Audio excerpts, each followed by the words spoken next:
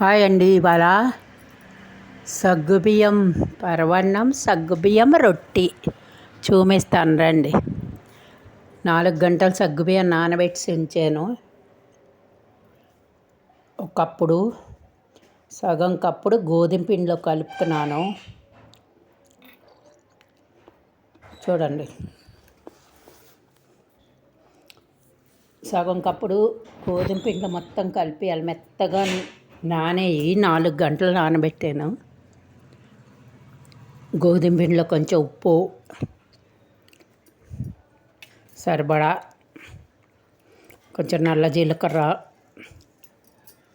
కొంచెం వాము, సగ్గుబియ్యం మొత్తం కలిపేసి ముందు మెత్తగా కలిపియాలి. ముందే నీళ్ళు పోయకూడదు, ఎందుకంటే సగ్గుబియ్యం ఉన్నాయి కదా నాని. కలిపేగా చూపిస్తాను. శుభ్రంగా పైన కింద కలిపియాలి. ఇలాగా ఇక కలిపేసాను చూడండి, మెత్తగా వచ్చింది పిండి. కలిపేసి మూత పెట్టేద్దాం కొంచెంసేపు.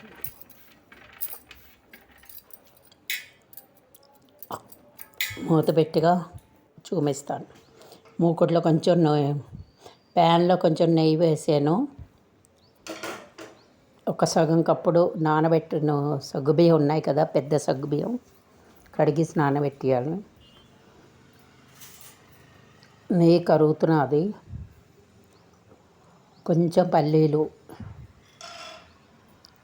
ముందు పల్లీలు వేచాలి, లేకపోతే జీడిపప్పు కిస్మిస్ మాడిపోతాయి.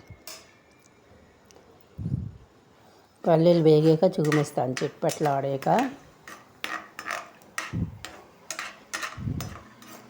నెయ్యిలోనే వేచాలి. ఇక వేగేయి. కొంచెం జీడిపప్పు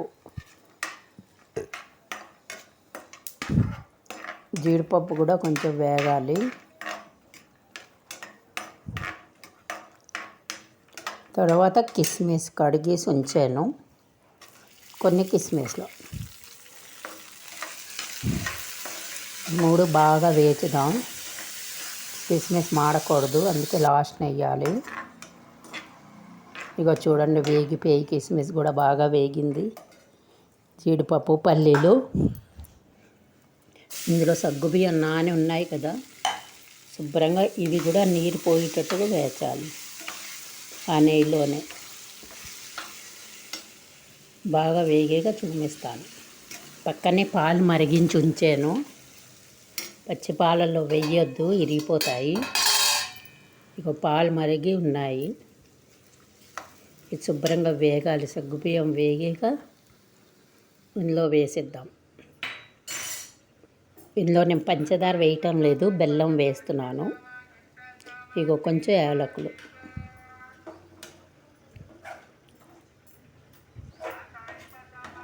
శుభ్రంగా వేగాక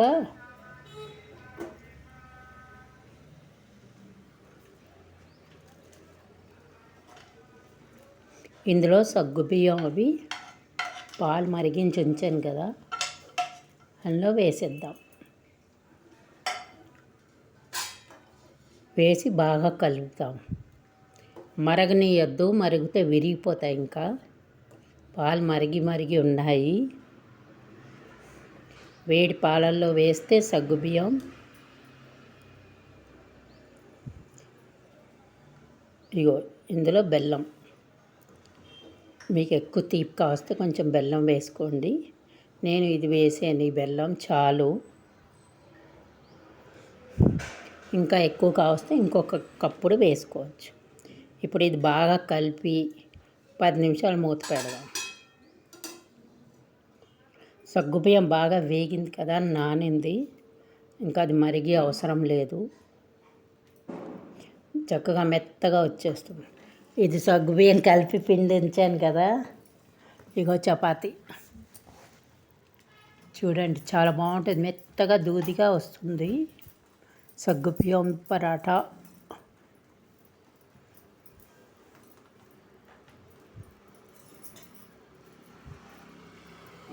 చూపిస్తాను రండి.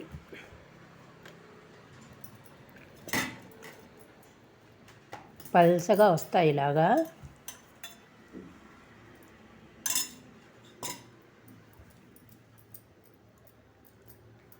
మధ్యలో నూనె నెయ్యో ఏదైనా రాసుకుని ఒత్తియండి. బాగా వస్తాయి రొట్టెలు. గుండ్రంగా చేసుకోండి, పరోటా చేసుకోండి, మీ ఇష్టం. ఎలాగైనా పూరి కూడా చేసుకోవచ్చు.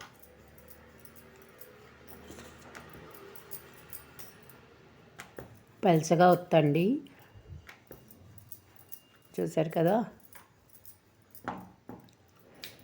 కాల్చి చూపిస్తాను చూడండి.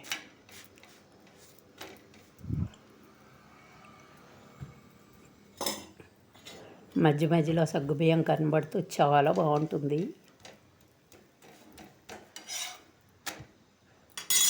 చూసారు కదా,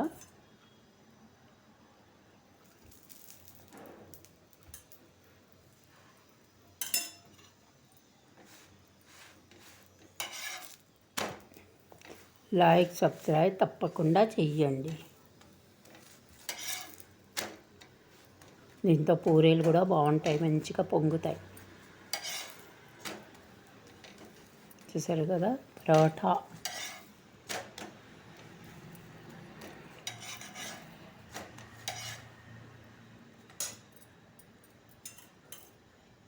ఇంకోటి కాలుద్దాం. ఆ మధ్య మధ్యలో సగ్గుబియ్యం చూసారా, గింజలు మంచిగా కనబడుతున్నాయి.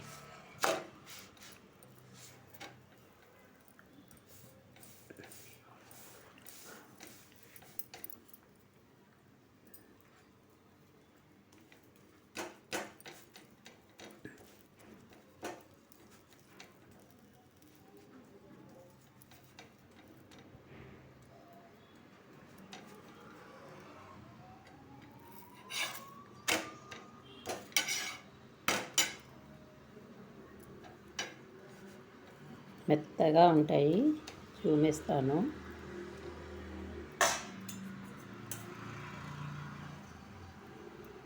నూనె వేసి కాల్చండి.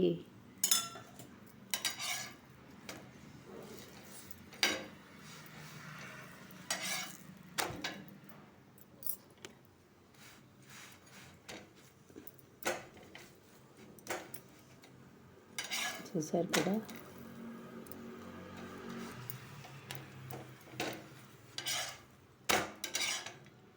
ఇగో పరాటా చూడండి. ఇలా చేతిలో ఇలా పెడితే మెత్తగా దూదిలా వస్తాయి. ఇగో ఇలా చూసారు కదా.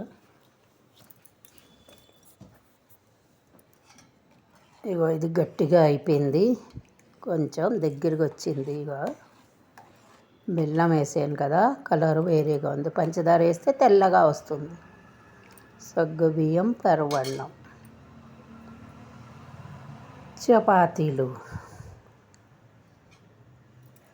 చూసారు కదా వీడియో.